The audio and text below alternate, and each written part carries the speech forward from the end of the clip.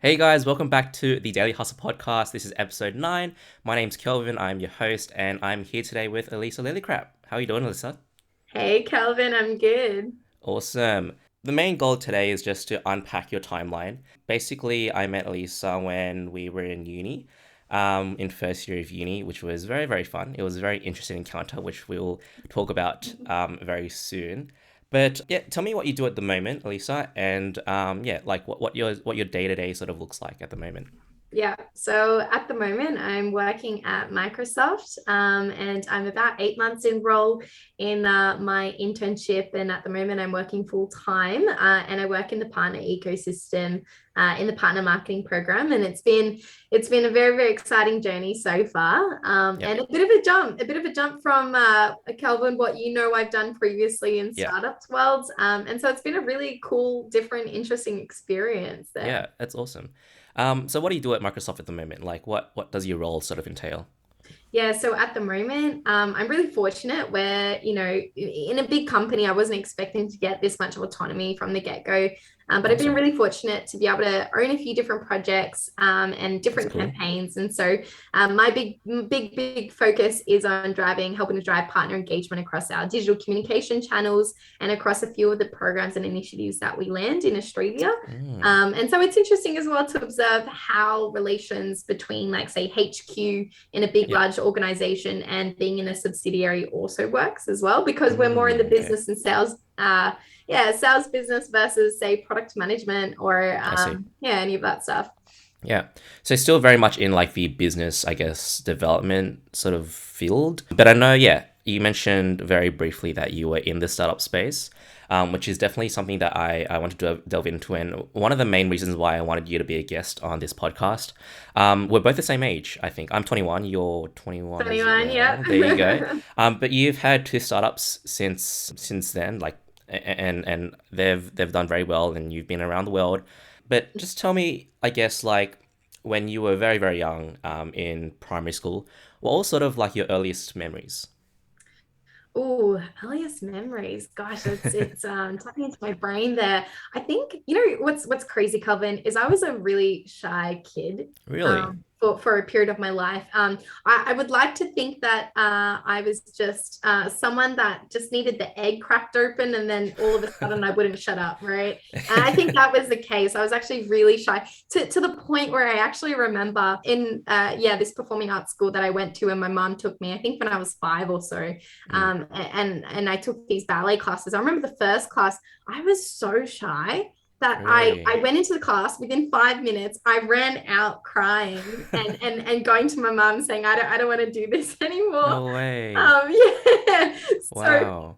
times have changed, I'd say. Yeah. But I think it's really interesting because self-confidence grows over time. Mm, And I was really really lucky where I had both my parents are super supportive and stuff, and I think they were kind of like, you know what, we're just gonna, if she doesn't want to do the ballet classes, that's okay. She can do her own thing. yeah. And I eventually got back into it a Yeah. couple of years later. Yeah. I But remember when we first met, we had this conversation on the train. I think we were going home from uni, yeah, and you yeah. told me that you were doing Latin dancing or something, right? Oh yes, I Yeah. was.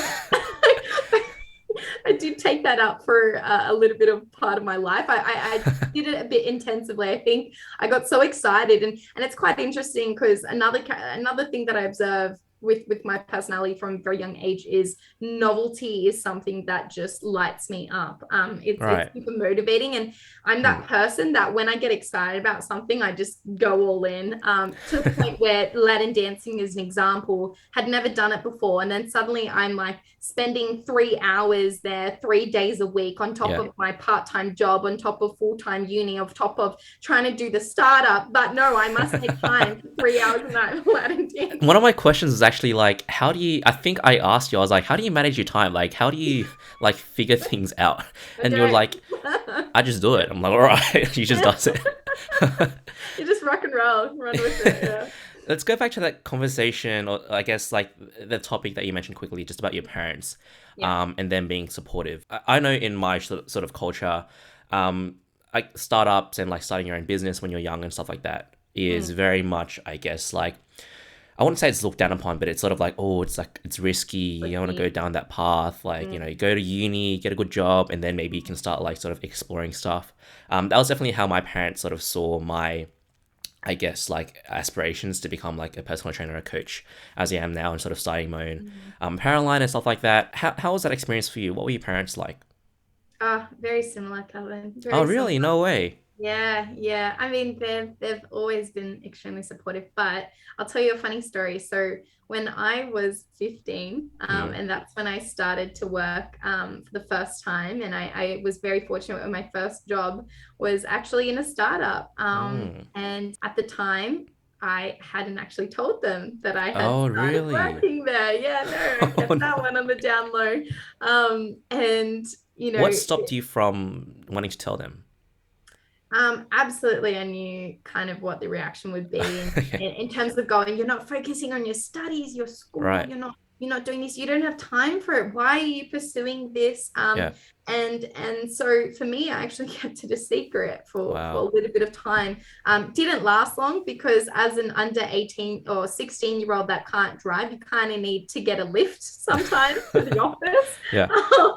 So I used to I mean I'd catch public transport and stuff sometimes, but I used to go to the library and say that I was studying, and then I was really just working with the Wow. team on the startup, and eventually I did mention it to them, and of course there was pushback. But I think I'm one of those stubborn people that Mm, it's like once you demonstrate the value, they still never 100% see it. mm. And I think even to this day, what's funny is after going through working at quite a few different startups and Yeah. then trying to do my own, I still think that if I was to say to them, hey, I want to stop my job at Microsoft and I want to go start something, I Mm. think they'll still get that shock of going, I don't know. And I Wow. think that's just the conservative values of Yeah. parents at that age, and the type of era that they grew up in. Mm. So Yeah. yeah. Like I've heard a lot of people say who are a lot older, I guess, like who actually understand, I guess, this generation that we're growing up in. Like our parents' generation, they grew up in a world where there was no internet. Mm, And when you have internet, then you sort of go towards like the institutions that have been set up for education, which becomes uni. And then when you go through uni, then you get a job. mm, That's what's seen as like the right thing to do.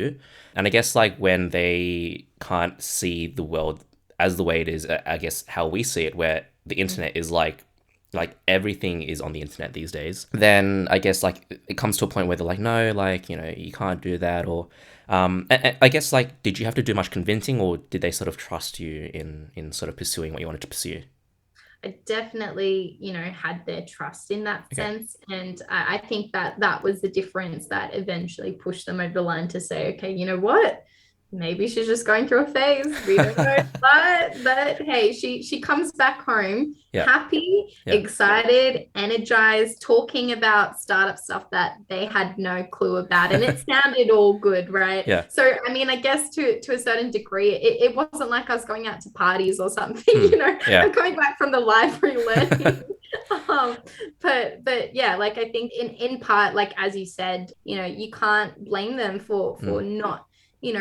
not being familiar with this other Yeah. world. And I think it's your job as well to try your best. And also know that you can't ever 100%, unless they go through the experience themselves, they Yeah. can't ever fully relate. And I think as parents, as long as their kids are happy Hmm. and, they're not on the streets type of thing, I think I'd say Yeah. mission accomplished. I think there's two things that I can sort of mention in that respect. The first is like, with people who are fighting those sort of barriers where, for example, their parents might be saying no, or even their friends might be saying no, what I've found has brought me, I guess happiness or fulfillment is just doing what makes me happy. Mm, And as long as I was doing what made me happy and I guess fulfilled my goals or like my vision for what I wanted to become, or I guess like what I wanted to do, that was what mattered. Like it doesn't matter if I wake up at 5 or like I had to stay up until 12 or 1. I'm sure you've had those experiences before. mm, Like that shit doesn't matter because you're doing something that you love so much and that you enjoy so much that it's worth it. And I guess like for people who are going through those sort of barriers or doubts in their head or doubts that other people are sort of saying in their ear, yeah, it's worth the risk and just worth the try to just get out there and do stuff that you love doing and that you're passionate about. Because at the end of the day, like you're gonna be working for 80% of your life, and if you can't find or can't follow that sort of passion, then I guess that fulfillment isn't there. And I think the second thing is what sort of ties into that is surrounding yourself with people who do support you, and who put their trust in you that you'll do something with whatever your goals and aspirations are. Because I know that for a lot of people who are, I guess, like from an Asian culture, I guess you can relate as well. Like their parents push back a lot, where it's like you got to study, you got to go through uni, you got to get a job, but obviously, like your parents, they want the best for you, and the reason why they say that is because they care for you. And I've sort of done a lot of reflection lately, and there's this quote that I've sort of made, if I can say that, where like the people who care about you the most may potentially hurt you the most, Yeah. because their thoughts or their opinions is what you care about the most, because you know they mean so much to you. And I think yeah, it's tough when people who, like, for example, your parents, or even like, you know, someone that was your best friend or something, doesn't really support your goals and aspirations fully. But yeah, ultimately, like if you do surround yourself by supportive people and sort of supportive friends, who go, yeah, do it, like you, it looks like you love it, looks like you have a true passion for it, like I support you in what you do. I Yeah. think that's really, really valuable. Yeah. 100%. And on that note as well, I say, so in terms of venturing off into kind of where the real career journey started for me, when I was 15 and when I landed my first job, who started off as being my first boss, became my first mentor. Mm. And then she's basically family now. 6 years later, how crazy is that? And it was because of her belief in me, even though I had literally nothing, Yeah. no experience, no skill sets. It was because of her faith in my abilities and my potential that just fueled everything and made every single resistance perfectly fine. And it's one of those things where I think there's so many incredible people in out there that are really, really young, Yeah. and maybe they come from low socioeconomic areas, right? And they don't really have the best education, they don't have the most supportive teachers, and sometimes it's just one teacher or one person that can make the biggest of a difference Yeah. and open their eyes up. And that was my mentor for me, growing up and stuff. So it's absolutely makes a Yeah, difference, for and sure. and sometimes it's just it's quality, it's Yeah. not quantity, right? Yeah, definitely. I agree.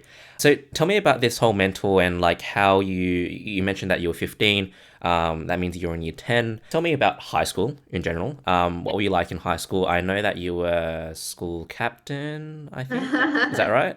Yes. Yeah. So I guess like what were you like in your junior years to start off Yeah. with? And then obviously that experience in year 10 when you were 15 and like HSC and everything.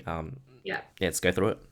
Yeah, okay. So off the bat, I was definitely not a child genius. I think it's one of those, I'll cancel that stereotype, because I think whenever you think about people, and I used to think this, right, Mm, about some of my friends, where they would start a business or start a startup young, and you'd be so intimidated going, oh my God, you're under 18, you started a startup, yeah. you must be some child prodigy. Absolutely not.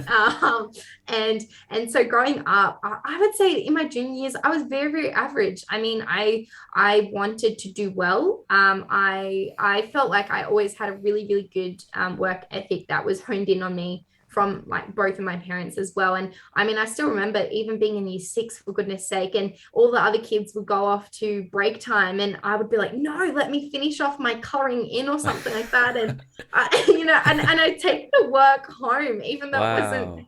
homework. So I was a bit of a weirdo, back then. But yeah, and I think about, I was coming out of my shell around that time too. And I had a really, really great group of friends. And then yeah, so it was about year 9, year 10 that things started shifting, and I started being a lot more proactive, with the career side and actually thinking about it. And when the opportunity came up through my school, and I didn't go to, an extravagant school. I went to a public school, and I'm actually very, very grateful for that, because, growing up, I went to a private Catholic school.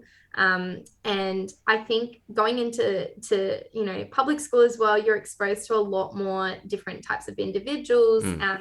different experiences, and you understand the challenges Yeah. specific to these communities that they face. Mm. They don't have the lavish stuff, and you meet as well other classmates that have really, really inspiring stories and really hard stories that they've gone through. Mm. And so it does open your eyes and you become a lot more grateful. And yeah, and I guess from that leadership program, that's when the whole like internship started to happen. And for me, I guess like the mindset that I always took on was to be really open-minded. Yeah. And I don't think anyone, even for someone like me, I was that person that was like, yeah, in 5 years' time, I want to do this. In 10 years' time, I want to do that. And I think it was in year 9 or year 8 during one of the careers classes that Mm. we all had to do. Yeah. I remember the careers teacher saying, oh, what do you people want to do? And I shot my hand up and I said, a market research analyst. And Oh, she's like, really? what's that? And I said, I just looked at it and I was like, well, it gets 360K a year according to Indeed.com. and, and it's one of those moments where you just, I mean, it's a cringy moment as heck. But that was kind of an indication of my personality back then. And hitting into my senior years, I think having that experience in being off into the real world, I loved it. It gave me a whole new Mm. perspective. I was so excited just to finish high school. And Yeah. I still remember when I was like 16 or something, I used to go out to a bunch of networking events, like free ones, Mm. off like Eventbrite or meetups.com. Yeah.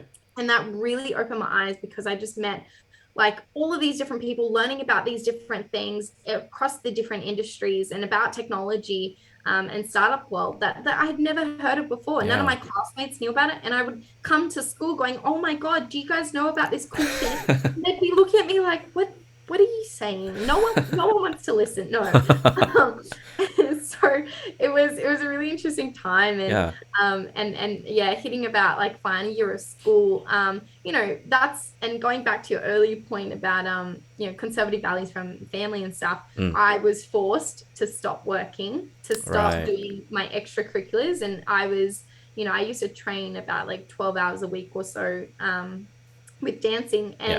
and I had to stop all of that. And so Right. here I was for the first time in a while, Yeah. just focusing on studies. I wasn't familiar with that at all. Yeah. Doing HSC, and so I realized that, hey, I don't want to box myself in. So as soon as HSC was over, I went back into the world, started working again. And I was really proactive. I was very much about how can I set myself up for the future. I was Yep. always thinking about not just 1 or 2 steps ahead. I was always trying to think 5 to 10 steps ahead. Mm. Yeah. And I've And taken so that today. all these sort of thoughts and ideas, how did they develop in your mind? Like, was it anyone in particular that was sort of like, oh yeah, like you should think about this, or like there's this opportunity there, or was it just you just being open-minded? And I guess what even started that open-mindedness? Was it your parents, or how did that happen? Mm, I mean, to go to the question of why maybe I'm so open-minded, because it absolutely has been something natural to my Yeah, right. personality, or Mm-hmm. like from a very young age.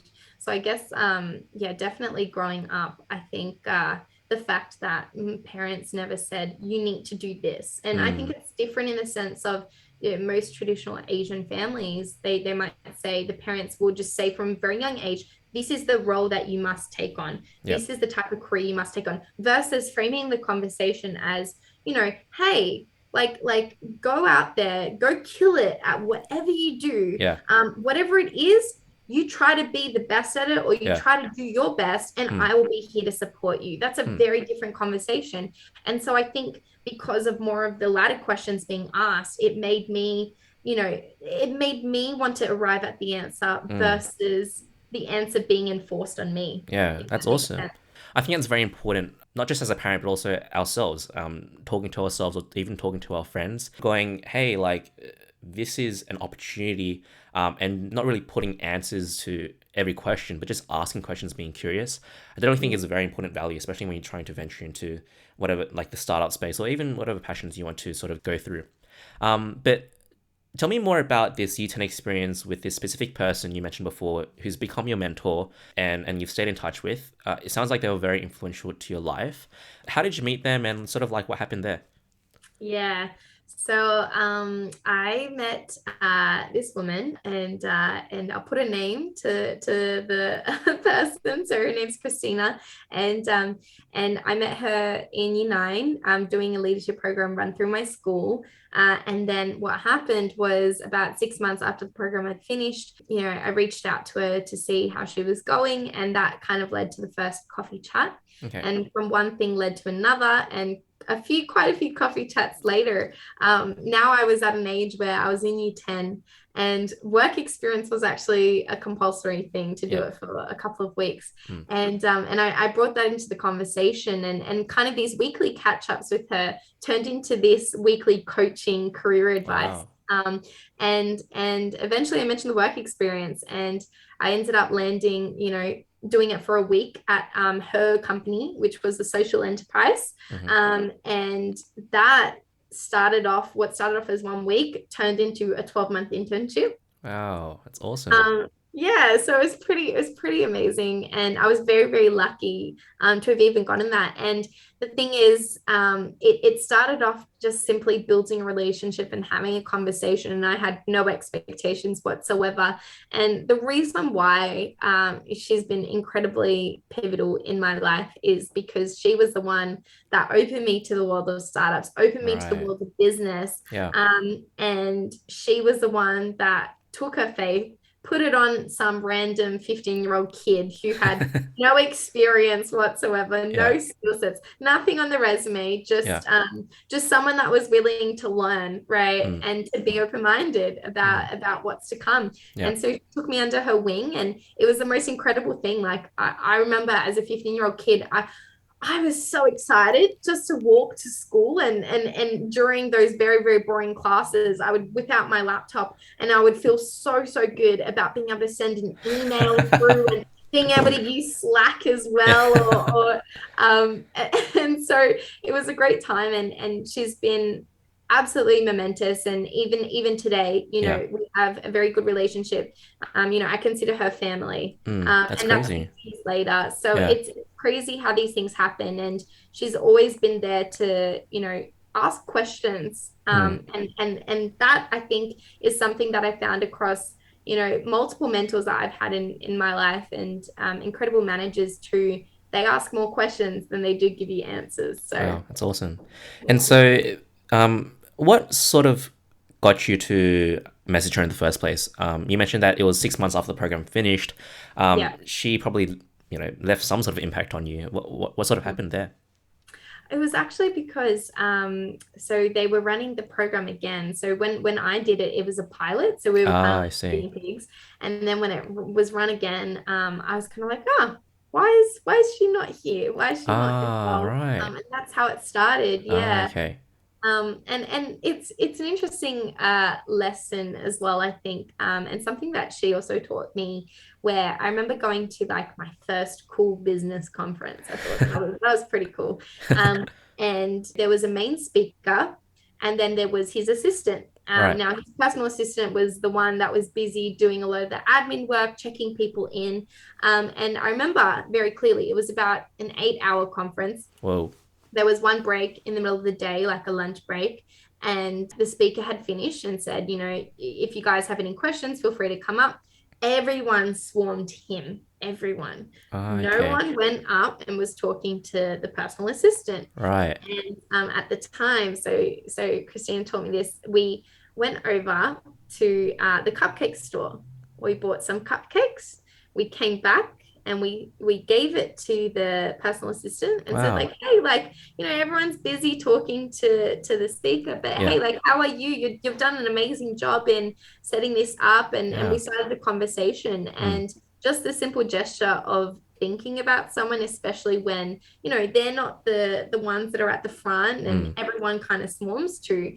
And these people are the most influential people as well, because what followed through was follow-up conversations and meetings with the speaker, because she manned his schedule. Wow. So it Yeah. just and that's not to say don't go after them for the purpose of a business objective of whatever it may be. Yeah, But the lesson is like you don't know who you're going to meet. yeah. And the best thing that you can do is just to hone in and develop those relationships. Mm. And with anyone that's wonderful, anyone that aligns to your values and you connect with, like nurture that relationship. And you don't know, like go with the flow type of Yeah. thing. And you never know what will come out. Yeah, 100%. I definitely agree with that. I think lockdown, for context, we're in lockdown at the moment, if anyone's like watching this video in the future. But I hope we haven't gone through another lockdown if you're watching this at the moment.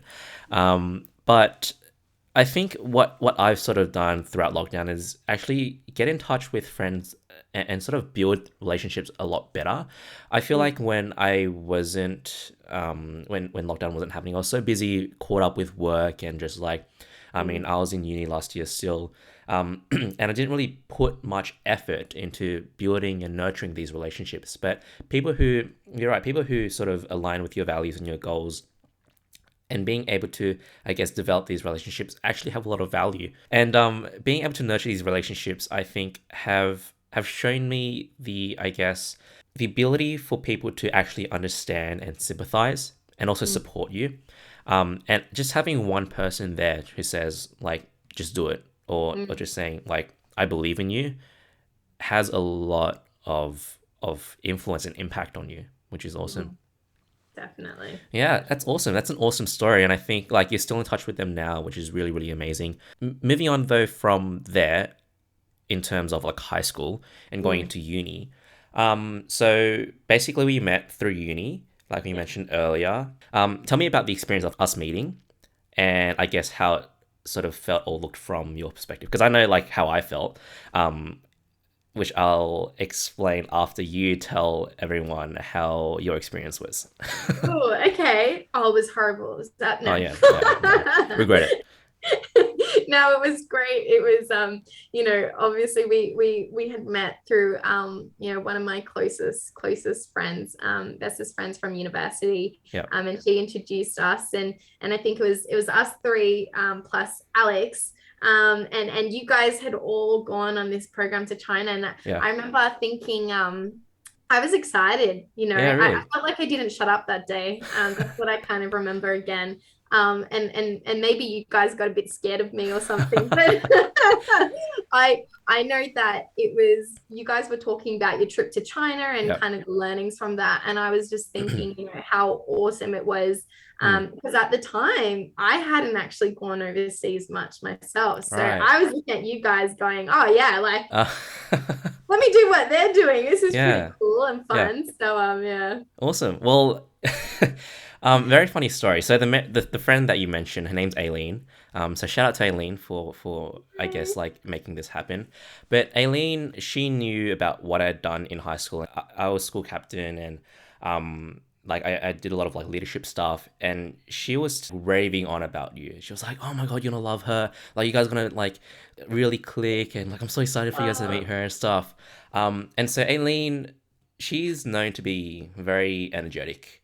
Mm. Um, and then she was like, "No, trust me, like Elisa, like when you meet her, she's even more energetic than me." And I was like, "How can someone possibly be more energetic than Aileen?" And then I met you, and I was Yeah. like, "She was right." This is a lot. This is a lot. It was so funny seeing you two together and like screaming and like not caring about anything that was happening around you guys. And just like, yeah, you guys together is just like God, it's scary. it's like Watch it's like two out. stars like colliding and like exploding. But it was very, very interesting for me. I, I just sometimes I think about it and just think like I'm grateful that I lived through that day. No, I'm kidding. But yeah, no, it was really awesome meeting you, and I guess like what you were saying before, how like you just meet random people in life, Mm. and it's come to us recording a podcast now, which is Yeah, really awesome. there you go. 100%, 100%. That's where the good stuff comes from. Yeah, So that's it. So uni, I know that you've done a lot in the past, I guess like 3 4 years. You've had two startups now. You've won a few prizes. You went to Dubai. You went to India. You went to London, just to name a few things that you've done. But let's start from the start. What happened in first year? What was that like for you? Yeah, so first year was interesting. So obviously after HSC, I mentioned like I kind of went full out and I was like, nah, mine, I time to get like you're in the real world now. You're out of the high school bubble. Yeah. And that was where I met at one of the networking events. I met my first co-founder. And what came from that was us building a startup together. And there was about a 10-year age gap as well, by the way. Wow. So it's pretty, amazing to learn from someone who is much older as well. How And did he see you as like someone fresh out of high school and him like with 10 years on you? Number one, how did you, I guess, prove yourself to him? mm, Because I feel like that age, sort of being under 21, mm, is very in the startup space or in the business space. Like people don't take you seriously, which is what yeah. I've sort of experienced. Mm. And two, like how did that relationship work? How did that work? It was, I am very, very grateful for that relationship. My first co-founder, he was, it was interesting because I think it was more of a concern on my end than it was Mm. for him, Wow. Okay. actually. And it got to a point where even when it came to talking about, equity agreement, for Mm. example, I remember thinking, oh, like please do 70% and I'll only do 30%. Like I don't Wow. think I Okay. deserve anything equal. He was the one to say, no, we're in this together. Wow. It's an equal fit. And I think in terms of maybe what he saw in myself, gosh, I don't want to sound like self bragging or anything, but I think it was the energy, the passion, and it's why, for example, even in big companies like at Microsoft, for example, where I'm at now, why they hire, Mm. like interns and Yeah. aspire graduates that are quite young in the business into fairly senior roles, and it's because they like bring that sense of energy and motivation and out of box thinking, I would say. Yeah.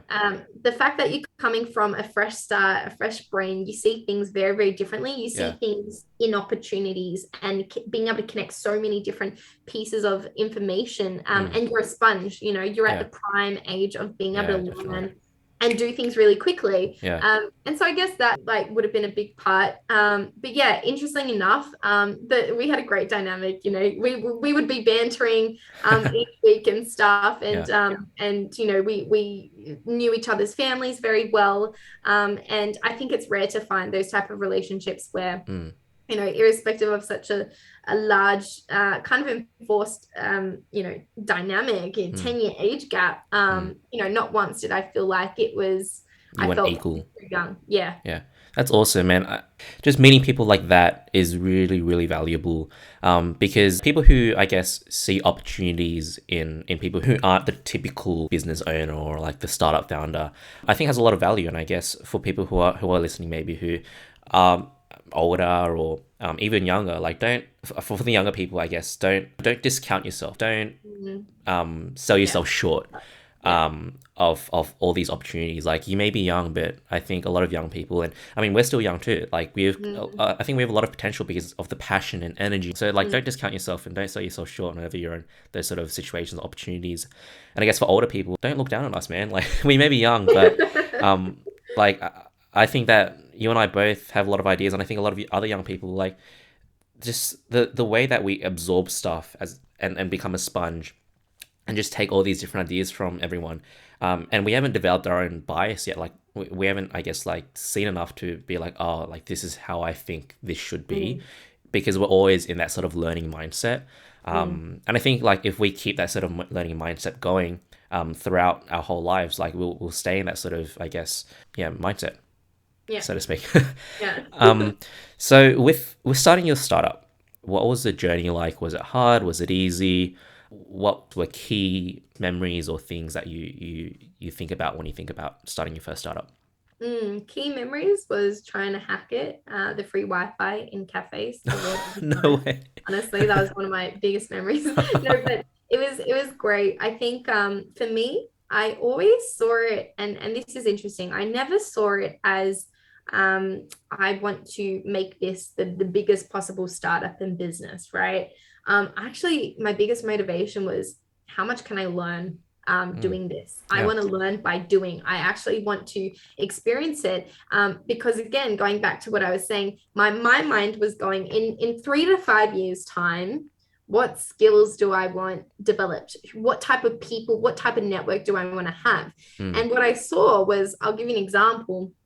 In entrepreneurship, in building a startup, you have to learn the art of pitching, right? That's Yep. one of many different skills that you need to learn. And by pitching, I don't just mean a formal like stand-up presentation. I mean pitching your ideas, convincing investors, convincing customers, Mm. convincing potential partners, other organizations. You're constantly trying to sell your idea, Yeah. right? Especially when you're early stage and you haven't got that huge like clientele base or track record.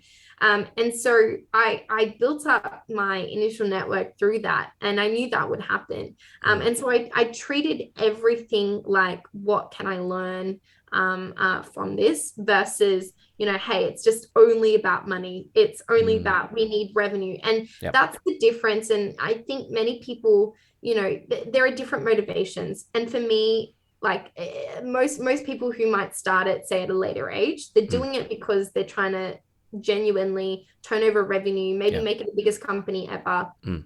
Um, Whereas for me, it genuinely just was about, hey, like I want an excuse to build up and connect with these investors. What's the best way, right? Yeah. Um, and I'm really grateful for that Yeah. opportunity. Of course, towards the end, it got really hard, and there were absolutely moments where I think when you're so young, Mm. dealing with all of this ambiguity with Yeah. very still limited work experience, Mm.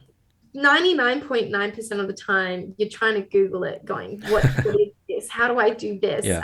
How do I do something as simple as like build a chatbot on the Yeah. website or something, especially coming from a non-technical background. Mm. And I was very fortunate where my co-founder did bring in that expertise. So I was learning stuff from him. Mm. And it almost felt like I could walk into conferences and events and even pitch events as well, with that confidence, with my co-founder by my side as well. And I Yeah. think that really gave me a confidence boost, Mm. and it opened up so many opportunities to me Yeah. in that first year. That's awesome. The thing that you mentioned that really resonated with me was starting your business out of like passion or out of a sort of learning mindset. Honestly, for me, the way I see business is it's just another format or another way to express your passions and just to do what you love.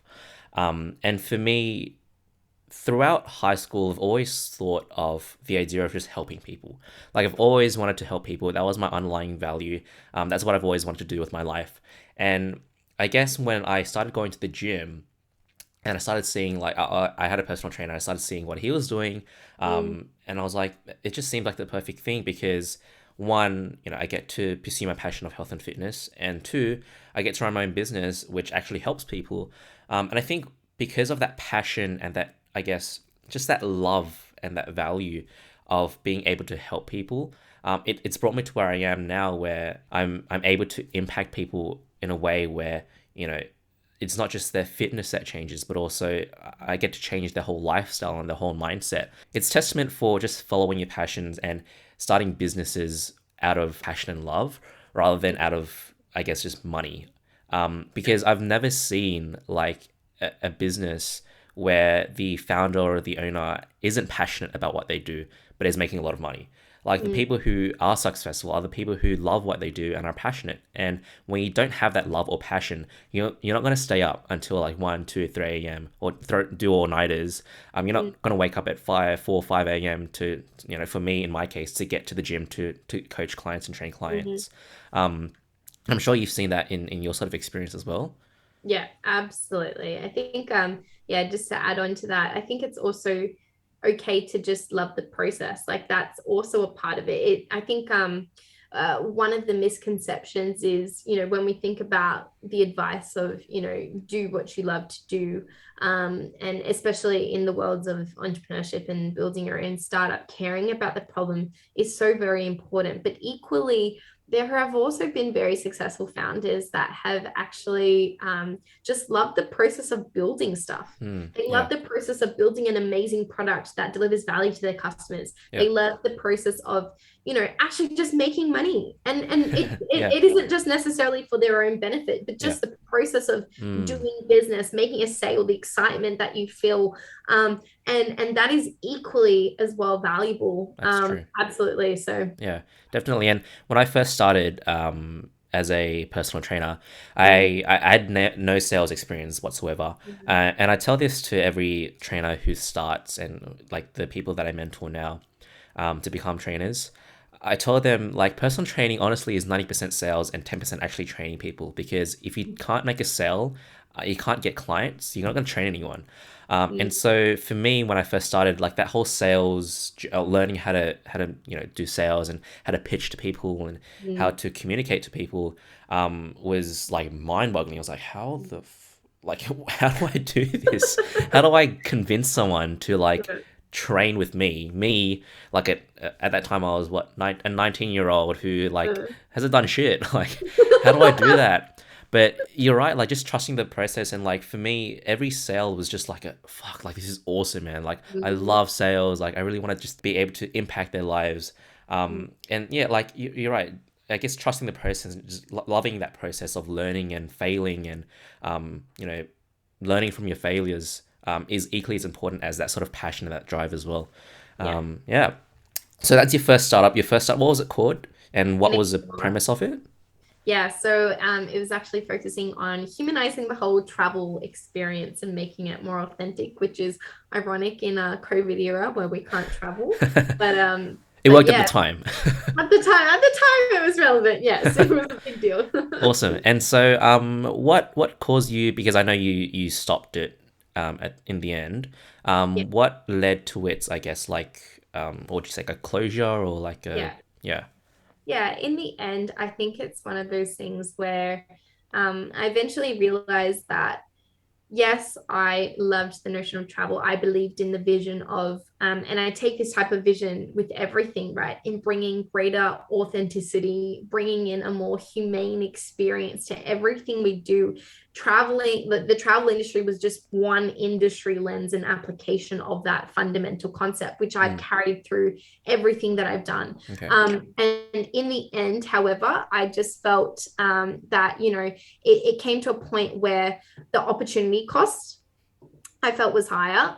And the opportunity cost was to try something different. And I guess a part of my personality, I love change, weirdly enough. I love novelty. I love different experiences. And I Yeah. think at that point, a year and a half later, Mm, I felt like that I had taken the learnings, like the 80% of learnings, right? That I had. And it was at a point where I wanted to try something new. mm, And that, I guess, led to me working in a different startup, yeah. and that was absolutely incredible. Their growth just absolutely soared, and they've done extremely well. And that was a really fast-paced environment, and that really excited me. Mm, And so yeah, like I guess it was just a matter of exhausting your learnings at a particular point. And of course you can keep going, but it's also an important skill to know when to stop, and mm, when you're starting to hit your limits. And because what you observe in yourself is your motivation starts to deplete. yeah. It's not about being excited all the time, but you do need a sense of like, hey, I really see this going far. I Yeah. believe in it. And then asking yourself, am I willing to sacrifice X, Y, Z Yeah. to keep this going? And at Yeah. that point, I just wasn't. I wanted to try something Mm. different. Was that mutual with your co-founder? Yeah, so at that point, I think we had a few conversations, and so it wasn't like one day I just whipped out the door and said, picked up the phone and like, Laters. can't do it, can't do it. And so after a few conversations, like we decided to agree that the closeout would be for him to actually take on a part of it, and merge it into one of his existing businesses, Okay. because he had previously worked in the travel industry for about 10 years. Mm. And so it's one of those things where I was more than happy to kind of just see it still looked and cared Yeah. for a bit of time. Yeah. In terms of, I guess, like the what's the right sort of term? Closeout? Or- Yeah, we'll Yeah. say close out. Yeah, close out. In terms of the closeout of the startup, was it very emotional for you? Like what I've been reflecting on recently, is I guess separating logical thoughts with emotional thoughts. I Mm, think as humans we have two sources of thinking. One is from the brain and one is from the heart. and the brain is where logical thoughts come from, which basically lead you towards like what you think is, I guess, the right decision or the right direction to head in considering all the circumstances. And your heart comes through with emotions which sort of like sway, or I guess like sort of move that line around in terms of like making a logical decision. What was it like for you? Was it a very emotional sort of thing? To be honest, it actually wasn't. I wouldn't say the act of closure was emotional. What was emotional was the reflections of it I see. coming afterwards. So making that transition, I think the emotional part came in when I started, doubting myself, and thinking, seeing it as a failure. And Mm, when you start that conversation with yourself, you start to think, what could I have done? Why did I stop this after only a year and a half? Is it because I didn't do my job very well, or what was it, right? And so that was the part where I think you start to take on that introspective, reflective self, mm, that isn't very constructive all the time, no. And get you to think about what went wrong, I see. or what could you do better. And I guess reframing that conversation with that last question of just saying, what can I learn from this experience? Mm, It's not necessarily a failure, it's just one of the greatest learnings. And I'm yeah, so grateful for this experience because, doing it now, it's given me a certain perspective that I'll carry over for the true. next startup Yeah, and the next definitely. one. And Definitely. then who knows what else to come. Yeah. And yeah, it's really interesting that you mentioned that because with I guess like a decision like that, it seemed like it was a very logical decision. You Mm, sort of like, you know, took into account all the circumstances and said, okay, this seems like the right thing to do. But then when you reflected on it, it was like, oh shit, like, did I do something wrong? mm. Was that a whole, I guess, like, was it a period where you felt like really, I guess, sad or like depressed, or was it just sort of like thoughts in your mind which you would sort of deflect and sort of move on? Mm. Oh, absolutely. Like there was like a time period, and I think a similar time period that I faced. I know we haven't spoken about it yet, but it was after at the end of 2019. And I know we were talking about this before, Kelvin, before we started recording, but the whole journey of in 1 year period just being on constant highs, like Yeah, like every single month there was some big crazy thing that happened. yeah, It started off in India and then mm, going to the US and then getting into this program and going to the UK, competition wins, blah, blah, blah, blah. yeah, And then I come back to Sydney at the end of the year and I'm thinking, what did I do this year? I didn't do anything. What did I genuinely accomplish? yeah, Because I think a big part of me felt like all I was doing was what? I wasn't working most of mm, the time. I mean, I was working on the second startup, but then when I looked at, it just felt like a lot of superficial achievements to me, I see. honestly. And I felt like, I had an amazing fun time, but what did I actually do? And so it was really hard. And I think part of that, honestly, on a pragmatic level, it did not help to see my bank account going negative, negative, negative, Yeah, negative.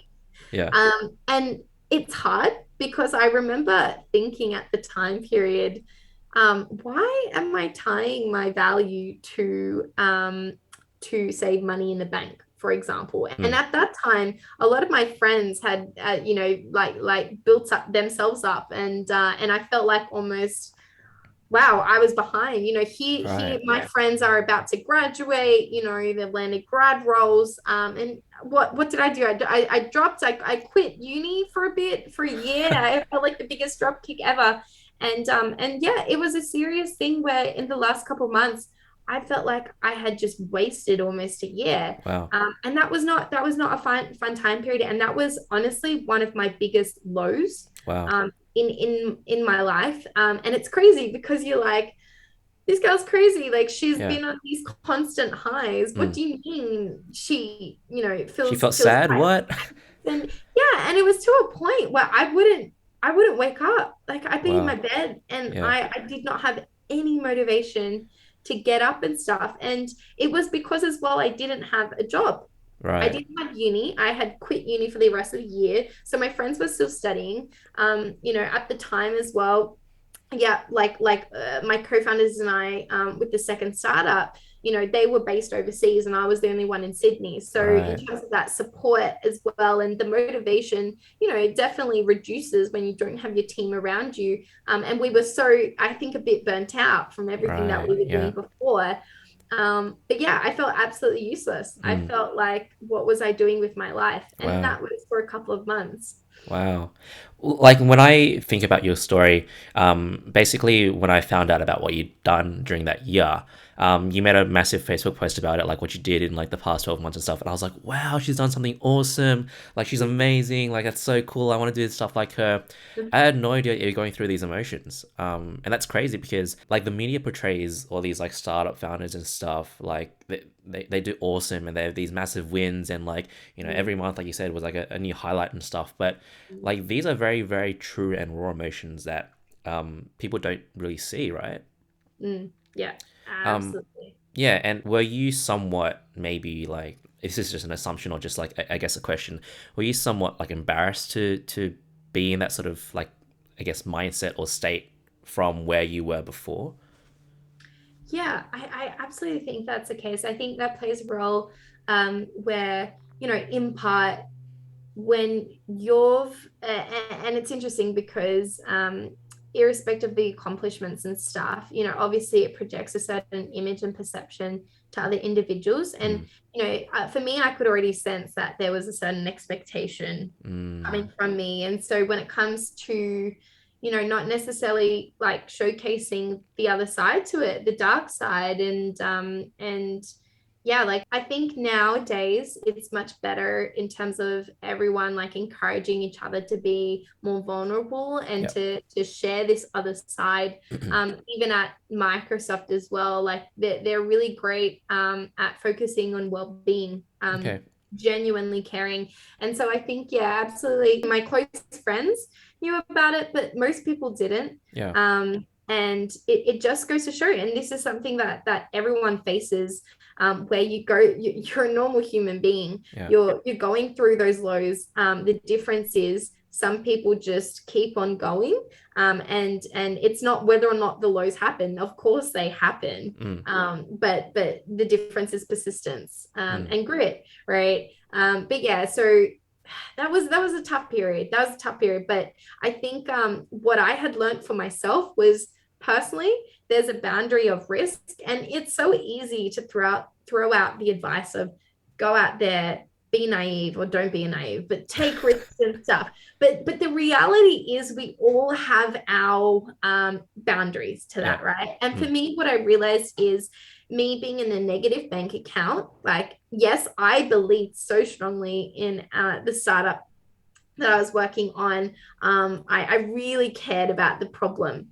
But even then, for me, it was really hard to, associate value to what I was, to my own self worth, put it that way. wow. And that's what I strongly connected it to. And so that was a really good learning for me, because I'm Mm, like, okay, look, like in the future, I know that, for me, I still need some level of stability. I yeah. can't go in, Completely absolutely, like, broke.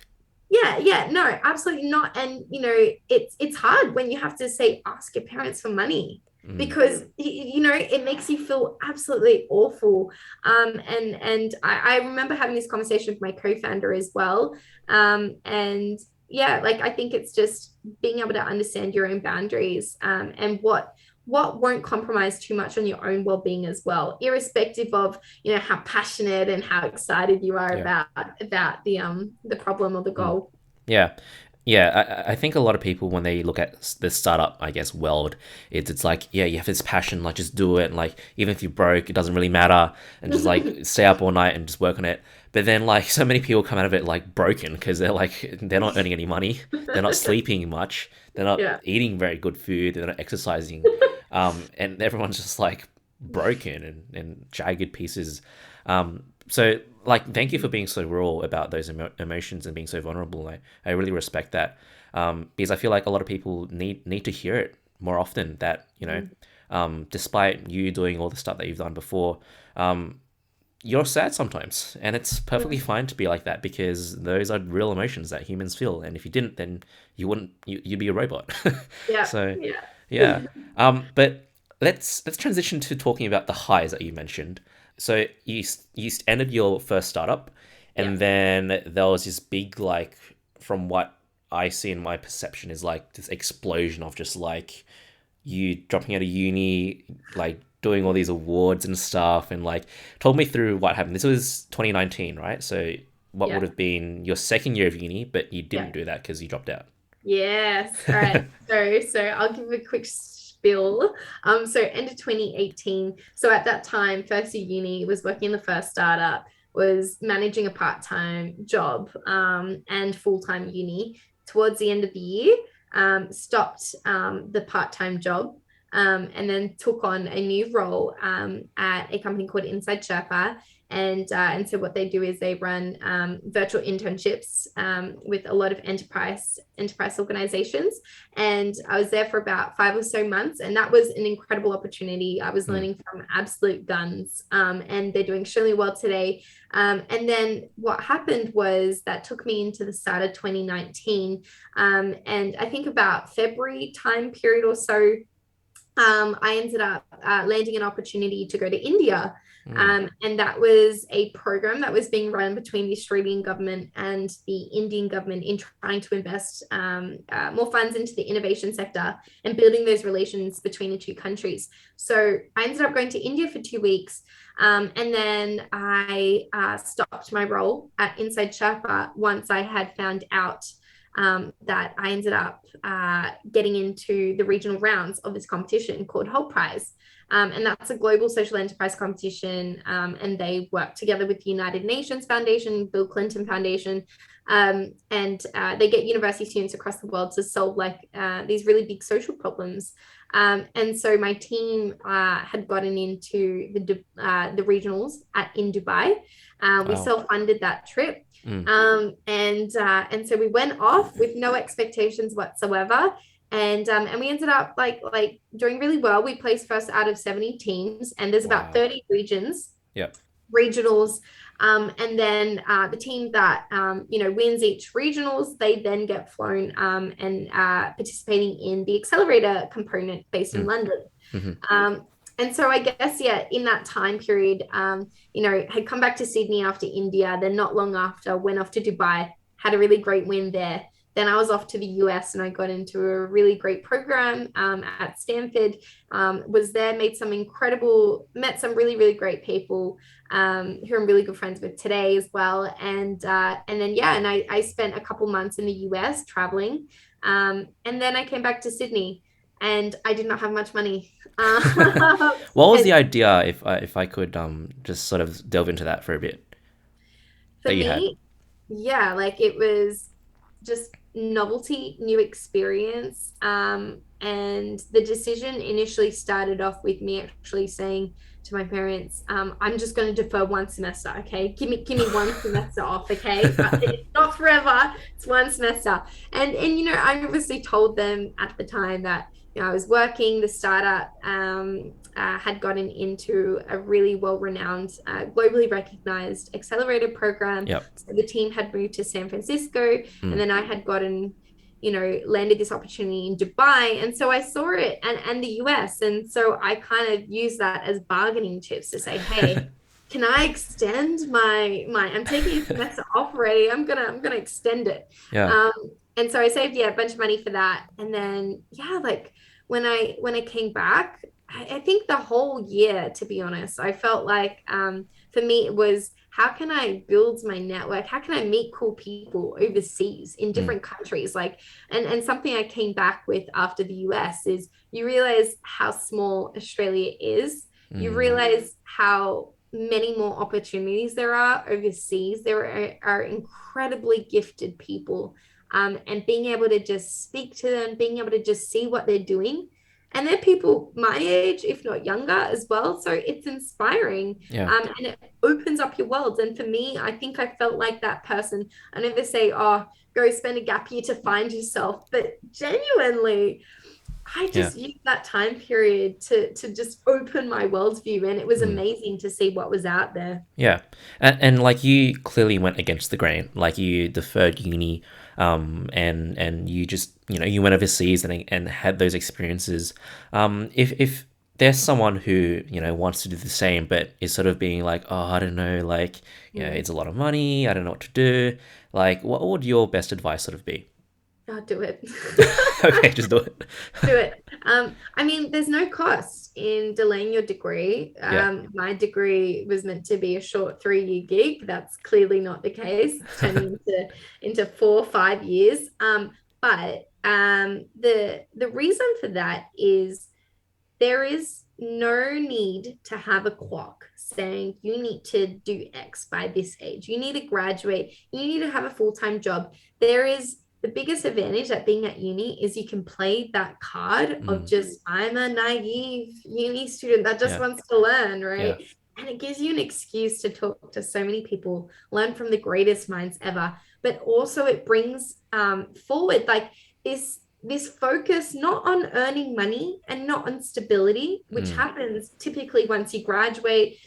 People move out, they start to need to pay rent or a mortgage. During uni, it's just about learning. Yeah. It's no one expects anything from you Mm. except maybe to continue doing your degree. And so when you defer it, what you're doing is you're prioritizing unique learning experiences. Mm. The typical course route through university isn't going to make you unique and different to however many people there are that are going through the exact same thing. Yeah. 100%. What you can leverage is the people that you meet, the experiences, the programs, the opportunities to go to university like I did and say, hey, give me money because I'm going to represent the university. And there you go. Like if you don't ask for it, you're not Yeah. going to get it. Mm. So yeah, like I think I would absolutely say like don't rush anything. There is no need to graduate. And what is the consequence, right, of deferring a degree? To invest in your own learning, and to use that as an opportunity to just absorb all of these great ideas. So yeah, I think absolutely look at you know what is your goals, like Mm. do you have a certain objective of I just want to explore different pathways, and you don't Yeah. get that opportunity Mm. really when you graduate. Once you're set in a pathway, it's very hard to change industries, change careers, Yeah. change types of organizations. If you can explore early, if you can take those risks as well, then absolutely go Yeah. for it. It's time to do it. Yeah, it's crazy that you say that because it resonates with me so much. Because for me, uni was very much just a 3-year gig. Like I got in and got out, and what I was doing when I was at uni was I was working part time, and then it give me a lot of opportunities. And this was just like a part time admin job as well. It wasn't anything that was sort of anywhere related with business.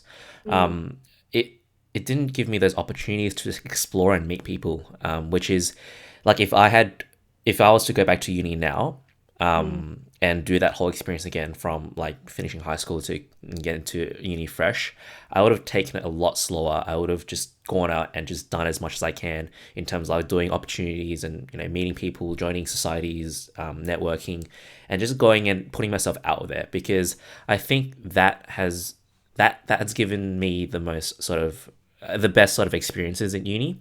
And I was talking to Aileen last night actually, and mm, we were saying how that China trip where basically I went to China with I think was it 12 or 14 other people who were not first years. The only first years were myself and Aileen.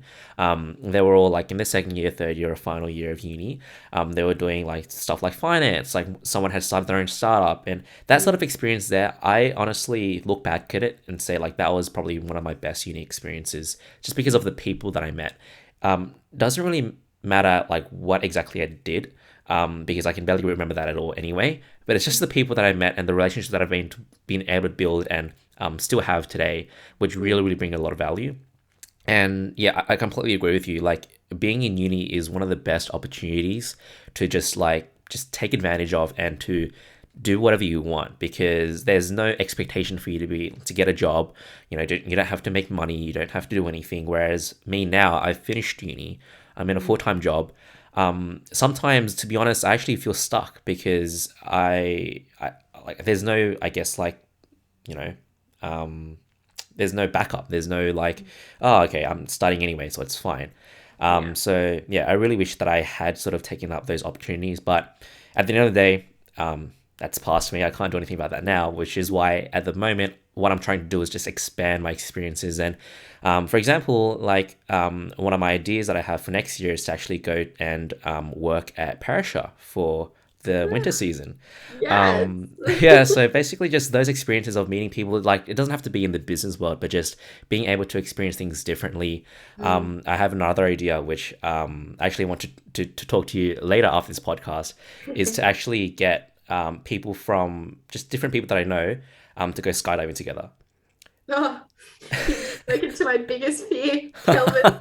So it's those sort of experiences where it's like pushing people into like Yeah. different ideas or like and just being able to just live life and experience things without really caring about, oh, I've got to pay off my mortgage, I've got to pay, this off and that off, I've got to pay for rent and stuff, and just taking advantage of your youth and really just experiencing whatever there is out there. Yeah. Definitely recommend whoever is young listening to this right now, just do everything that you can, that's out there for you. Take every opportunity that comes your way, and just explore because you've got nothing to lose. You've literally got nothing to lose. It's like 2019 seemed like it was super crazy. Like you went everywhere. You went around the world. You won these prizes. And then after that, you mentioned before, like there was that whole, I guess you could say like a crash maybe, Mm. or sort of like a, I mean, it was a low. It was a low light in your life. Um, what did you do to pick yourself up from that actually? What sort of, I guess, thoughts, or was it someone in particular who was like, hey, like wake the fuck up, like stop being so sad all the time, you got so much potential, or like what was it like? I think it was honestly just putting myself back out there, spending time with friends. Because what I observed in myself was I had kind of isolated myself from my friends and Mm, going out as well. Because I just did not have the energy or like willpower to do that. And so once I started to go through that, and I think as well, time is a great healer. And yeah. so it was good because I started to I remember using that time to read a fair bit, and that really helped actually. And yeah, like I think like once I started to look at, why did I take this whole year off, Mm, and then what did I learn, how grateful I am to have such a unique experience. I think that's what really made me go, how can I have this low? I do not, I should not, yeah. Yeah. so yeah. Mm. Yeah, and I think people who are going through, I guess, low points in their life, like definitely don't discount it and don't sort of be like, oh, like I shouldn't be feeling like this, or like you you have every right to feel however you do. I mean, coming from such a high to then, being at home and like, you got no job, you got no money, you had every right to feel that way. But I think the most important thing is to always keep in mind that, new experiences will come, and like you will always be able to find, I guess, new people, new experiences, new opportunities, and life doesn't just stop there. And a quote that I like to say is, the sun continues to rise every day, and so shall we, right? Because you can't just stop for a single, one part of your life. And like we're both so young, and like life definitely won't stop at just 19, 20, 21. So yeah. So let's wrap this whole podcast up. I really want to talk about your second podcast, and then finish it off with just some of the challenges, about being in the startup space, being young, being female, and all that stuff. But yeah, tell me about your second startup. It's called Logic. Logic, yeah, Yep. that's it. That's it. Yeah. So Logic was born out of initially started off with meeting my one of my co-founders, Brent, at in my first year when we were both in a pitch competition for startups, that our very first startups that we both were working on separately. Ah, I Um, see. So talk about like connections Yeah. and just being able to meet people and all these sorts of things. Mm, And then when we went through the competition, we never saw it as, oh, we're going to build a business from this. We're going to build like a startup. It was very much like we were passionate and we cared like heck about the mm, problem space, which was youth unemployment. It wasn't until we got to London really that we started to take it a bit more seriously, thinking, oh, so many people believe in this idea. Like yeah. we were thinking more on a maybe smaller scale, but hey, we were going, people really, really dig this. Yeah. So we kept on going. And then that's when we started to evolve it and adapt and iterate, and it turned into Logic. Mm, And basically the premise of it was being able to, democratize access to opportunities when it comes to employment outcomes. So for people like yourself and mine, like Kelvin, you've accomplished many great things. And then there's also other people though, however, that they didn't necessarily come from the best of education background, and on paper they don't mm, have much work experience, right? And so they don't look as great and they don't end up passing the initial recruitment tests. And so for yeah. us, we were like, how can we showcase their soft skills? How can we demonstrate their potential, their willingness to learn, their Mm, willingness to take initiative? How do you quantify that, right? That's a yeah. tricky thing. It's Mm, not like some tangible achievement or, a specific piece of knowledge. So that was kind of the premise of it. And moving forward, we had garnered a lot of support. We were constantly trying to have customer interviews. We were talking to all sorts of different stakeholders. mm. And yeah, it was a really fantastic process overall. I think I've missed I might have missed the second part to your question. Well, I wanted to talk more about, I guess, get some clarification about the actual idea of it coming to life. So it was initially just like an idea to take to a competition, right? And you just pitched it as an idea. It wasn't an actual fully fledged, I guess, startup at that Yeah, time. yeah, And so you took it. This was the idea that you took to like Dubai, and to the US and London. yeah, that's Yeah, it. yeah, awesome. Um, just about this startup itself, though. So basically, it came from this idea. You won a lot of prizes from it. I know. I mean, you won your regionals and you got to London and everything, and pitched it. And then when you came back, you were like, "This could work, right?" Yeah, yeah, Yeah, pretty much. awesome. And so basically, in terms of starting this startup again, how I guess well did you do? And I know that you've recently stopped it as well. Um, talk me through that sort of process as well. Was it similar to what happened in your first startup, or what happened Mm. there? It was a different experience. It was very, very Okay. different. And I mean, it was similar in the sense that, again, there wasn't this expectation to start something for the purpose of business. It was it's almost like adopting a project mindset, right? And I honestly think it's the best way to, at this age at least, approach anything, in just coming together with other cool, like awesome thinkers, Yeah. right? That are willing to put in the time and effort to Mm, build something great, and to solve a problem. And that's what we tried to do. And going through the process, like for me, the motivation always, once again, is what can I learn from this experience? This is so mm, unique. And it was interesting because my co-founder and I, we come from non-technical backgrounds. He comes from law, I come from business, and we managed to build an application that's with crazy. no tech prior knowledge, and that's by being resourceful. Mm, And so it was an incredible journey. I think towards the end as well, it was a similar notion in the sense that, for both my co-founder and I, we had landed opportunities that were extremely enticing.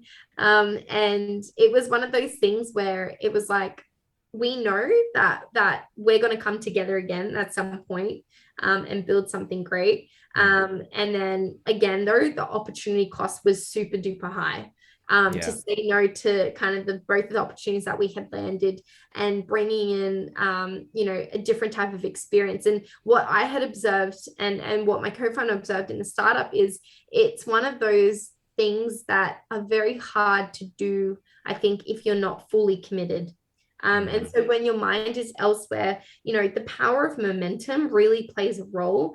And what you find is, you go through these periods of like, absolute like killing it, smashing it. You've got all this momentum, you're getting all these great like closings and stuff, and Mm, conversations happening with customers. They're really happy trialing your product and stuff.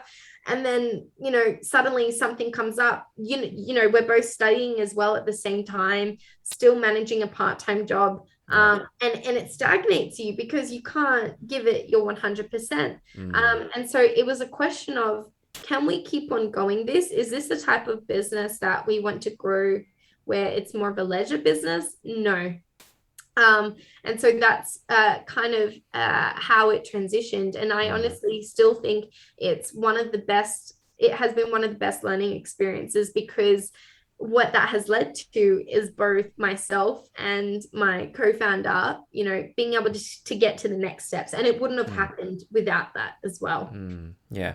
And I think a lot of people, when they think of startups and businesses in general, is like the greatest barrier to entry is just the idea, right? People don't know how to come up with a good idea. Um, what would your advice sort of be in terms of trying to break into the startup space, Mm. and having your own startup, I guess? I know, like for us, we both definitely agree that it should definitely be something that you're passionate about, something that you love, and something that you commit to. But the idea itself, how do you come up with it? Or what's your sort of, do you have any strategies? Do you have any sort of, what's your, I guess, ideation process like? Yeah, I'd actually argue that ideas, it's the first part, yes, but definitely not the Mm, most important part. The hardest bit is absolutely keeping on going and the executionary side.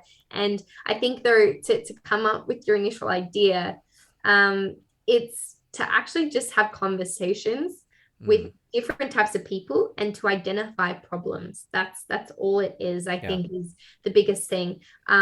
It can come in different ways, like whether it be through your own personal experience. There's a problem that you have strongly felt yourself, so you're almost like Yeah. someone that could be a potential customer of Yeah.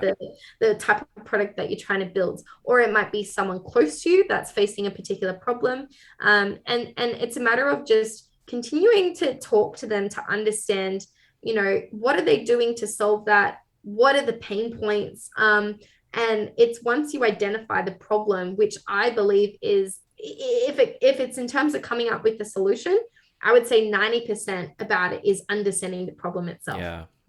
Yeah. There's a very, very, the solution part, I would say that it's more a matter of just alignment to the problem. If you haven't understood your problem, if you haven't understood, your customers' needs and stuff, you're not going to be able to deliver value. You're going to, sure, you can build a fantastic product, whether or not it's actually going to be useful and add value to the customer's Mm, particular like life yeah. and specific problem they're trying to solve, is a whole different story. Mm, So yeah, I think all great things come together. To distill it down, great people around you, they become your team. mm, And talking to those around you, or thinking about, your own experiences. What are some particular pain points or problems that you've seen? What are you frustrated about in this world? Is there a yeah. particular issue, right? and Mm, and sure, that could be super high level, like maybe it's a really big social issue. And then going through that process of breaking it down, like to the very, very nitty gritty details, mm, and being able to, engage all these different stakeholders that come with different perspectives on that specific problem, I think is how you end up coming up with something. yeah. I think you sent me a link this one Mm. time when I was talking to you about startups. It was, I think it was videos to watch YC. Um, Yes, YC Startup School. did you send me that? Was that you? That might have been me. Yes, Kelvin, that might Yeah. have been And me. like what you say is basically like textbook what they say. Mm, Like start with your problem, really understand what the problem is and what you're trying to face and what the issues are, what the pain points are, and then yeah. go from there. What you said about like the execution and stuff being more important than the idea, I actually do see importance for that and significance in that.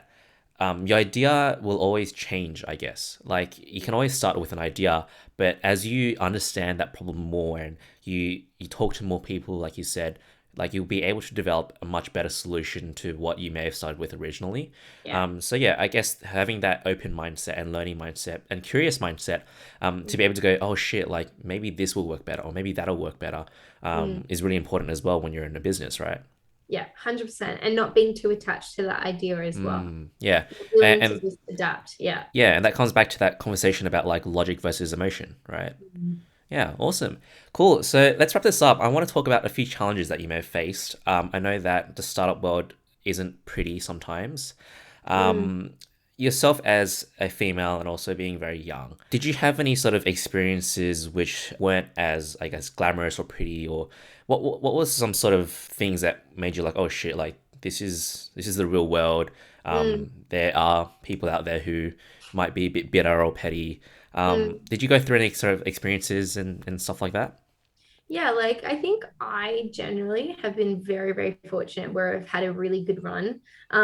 There have absolutely been those moments and those times where I think there's a few things, right? The first thing I would say for me, the biggest thing was the whole mindset of, am I good enough, or is what I'm doing the right thing? Why aren't I seeing results and stuff like that? And then comparing yourself to other people, and then almost feeling like, hey, when you compare yourself to other people that are your age, if not younger, I know that's Yeah. bad saying it as what 21-year-olds, um, it makes you go, wow, like, am I on the right pathway? Especially when your friends are off earning what, six-figure salaries 1 or 2 years out of university, and you're Mm, still there going, having to explain to people who don't understand what you're doing, yeah. and they're questioning that, right? So that becomes hard. The second thing I think is being young. You absolutely do get times where you meet people where they don't take you as seriously, or they're very, very condescending, and they question your abilities.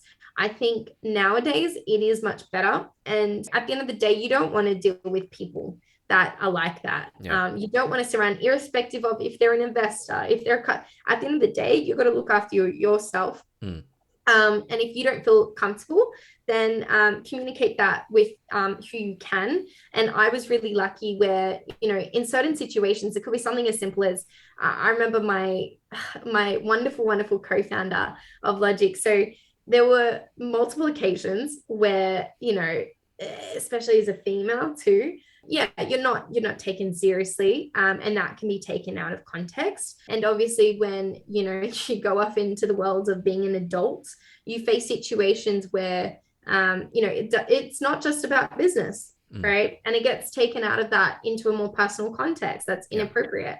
And I was really lucky where my co-founder, and both for my first startup as well, were like male. And so they would kind of observe these situations being like, hold up, this is weird, this isn't right. And I Mm, would talk to them about what happened, and then the next time that happens, they would actually be able to identify it, and kind of go take a step back to end that conversation, yeah. or to segue away from it. Mm, And so it's, these things happen all the time.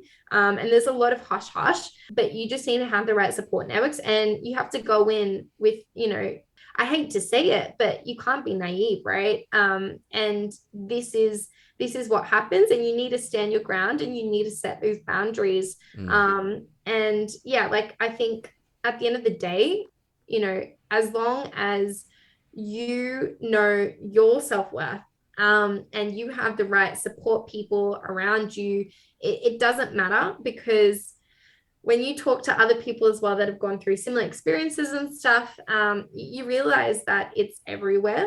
And yeah. the only thing you can control is how you respond to those situations, and Mm, building your own strength up. yeah. So yeah, I was very fortunate to have like good Yeah. people around me.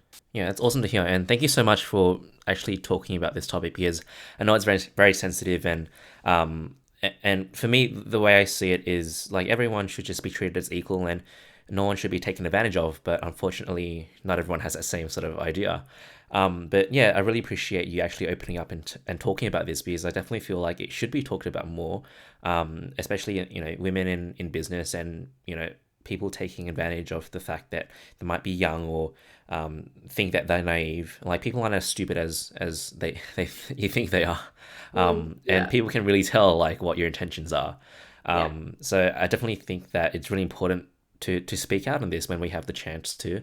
And you're 100% right. Like at the end of the day, it's very very hard to change people, especially if they're treating treating other people like that in a way where, they may be arrogant or, you know, Mm. trying to take advantage of people because of the person they are.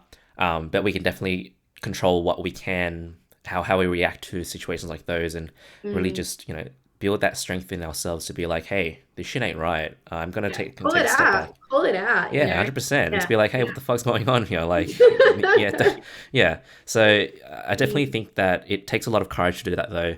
And yeah, I respect that a lot. Yeah. Yeah, absolutely, absolutely. You can't be passive. I think once you are bold in, and that doesn't mean being the loudest in the room. Being bold means you're set in your belief and your Mm, values, and making sure others know that yeah. boundary so they Mm, don't cross it. So yeah. Yeah. Awesome. Good on you. Awesome. Is there anything else that you wanted to mention or discuss? We went through a lot yeah. tonight. This will be quite a long episode. But yeah, I think we went through a lot that had little gold nuggets, I like to say, in our conversation. But yeah, is there anything else that you wanted to bring up, or like any experiences that you want to share? Any words of advice or anything like that? Yeah, honestly, I mean, just as an extension on like challenges as well. Like I Yep. think for me, even right now, I'm still going through so many challenges, and in some sense, imposter syndrome, right? It's a big one. But I think you realize the more and more you talk to other people, you're all kind of in the same experiences. You're all still thinking the same things. I have colleagues that are in their 30s, and they share the same thoughts and doubts as me, and I'm like, but look at you, you're a manager, right? That doesn't make sense. I think, um yeah, not a lot of people know what the fuck they're doing in life, to be honest. no, no, Like, a lot of no. people, even for me, like, people talk to me and they're like, "Oh my god, like, you've got your life set out." And I'm like, dude, I really do not, man. I'm Still I'm just now. I'm figuring shit out as I go, man. Yeah, Whatever yeah. works, works. But yeah, I think a lot of people have this idea where like, oh, these all these people have like their whole life set up, like, Mm, they're doing this and they're like really clear vision of this. Especially mm, people who are like going into uni. People who are yeah. high school students going to uni. I definitely feel like I had that pressure. I was like, I need to know what I'm doing. I need to know what business I'm going to start. Um, if I'd been like, if I told my younger self who was in year 12 going to uni that I'd become like a personal trainer and a coach from your podcast, I'd be like, what the fuck? What's this guy doing? But I really think that, yeah, people are too hard on themselves and trying to like figure things out and trying to like know where they're going. Mm, Because to be honest, no one knows what the fuck they're doing. no. Everyone's sort of lost, and it's fine to be lost because that's when you're able to be curious and actually meet people and, you know, Yeah. take up experiences and just do shit where you get to learn more about yourself, you get to learn more about the world, and the more you learn about the world and about yourself, the more you identify problems that you could potentially solve, or just know more about, how the world Mm, works, so that you can take those experiences and apply it to your business or just to work, or yeah. how you treat yourself or treat other people. Yeah. So yeah. Oh, absolutely. Let's go. Wise words to end it, Kelvin. Yeah, You my should wise my you wise should words, speak. or my wise phrase is, no one has, like, what did I say just then? Um oh fuck, what did I just say? Um what did I say? The worst memory. Um I think I said no one has a fucking, yeah, no one has a fucking idea what they're doing. Oh, what they're So doing. Yeah, yeah, yeah. So yeah. that's my wise wise quote of the day today. Yeah, Yeah. brilliant. Plaster No. that on the wall. Just plaster that on the wall. No, but thank you so much, Elisa, for sitting down and having this chat with me. Feel free to just say anything else or plug anything that you're doing, like social media or anything, or follow you or whatever. This is Yeah. your time. Yeah, I mean, well, like if anyone is keen to have a chat and stuff about literally anything whatsoever, anyone can just buzz me on LinkedIn or Twitter as well. I would highly recommend people, if you want to check out like Startup World Tech, Twitter is absolutely a thing. You'd be surprised how many golden nuggets are on that platform, aside from controversial political interesting statements. But yeah, like please like reach out anytime. I'm always keen to just have these like random conversations as well. Yeah. So is your Twitter Elisa Lillicrap? Lillicrap as well. Yeah, at Elisa Lillicrap, and then same as LinkedIn. Yeah. Yeah, I could imagine not a lot of people would have the same name. No, it comes in handy to have a unique name. Yeah. Awesome. Thank you so much for sitting down. I really appreciate your time and all the sort of thoughts and ideas and being vulnerable and just talking about your experiences and showing raw emotion. I definitely think that it's really valuable for people to see that, especially in someone who's, been there, done that. You've had your own startups and you're working for Microsoft now. Not everything is lights and glamour and winning awards. No. A lot of Yeah. it is often sometimes being alone and feeling quite lonely. Mm. And it's completely fine to feel like that because at the end of the day, it just gives us time to reflect and to think about what we're doing and who we are as a person. Mm. And it's just a whole journey of growth. And the more you grow, the more you learn, the more you learn, the more you win. That's it. That's it. Beautiful words. Thanks, Awesome. Calvin. Well, thank you so much. Thank you guys for tuning in. I really hope you guys enjoyed this episode. As Elisa said, feel free to send her a tweet or message her on Twitter or LinkedIn. You can find me. I'm on Instagram at kelvinshan.fitness. You can also find Daily Hustle and some of our merch at dailyhustle.apparel. Feel free to visit our website daily-hustle.co. Other than that, that's it. Thanks, Calvin. Thank you so much.